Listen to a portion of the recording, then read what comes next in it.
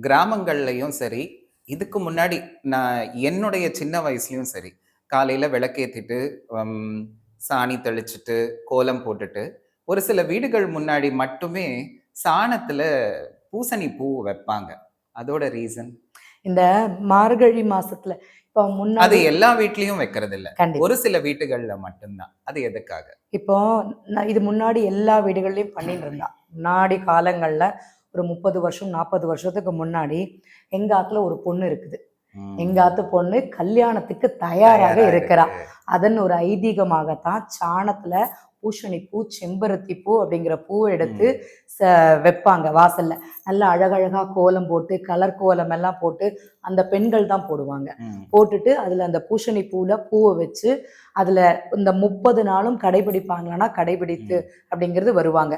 இந்த தை மாதம் அத என்ன பண்ணுவாங்கன்னா, ஒரு பொங்கல் வச்சு நதிக்கரை வரட்டி தட்டி, காய வரட்டி வச்சு, அந்த வரட்டில பொங்கல் வைப்பாங்க. பொங்கல் வைப்பாங்க. கரெக்ட்டுங்களா? பொங்கல் வச்சு ம். சில அந்த பூவெல்லாம் என்ன பண்ணுவாங்கன்னா, நதிக்கரைகள்ல ஒழுக்குவாங்களாம். ஓஹோ! அப்படி ஒழுக்கும்போது இந்த மார்கழி மாதம் முடிந்து தை மாதத்தில் அவங்களுக்கு திருமணம் நடக்கும் அப்படிங்கிறது ஒரு ஐதீகம்.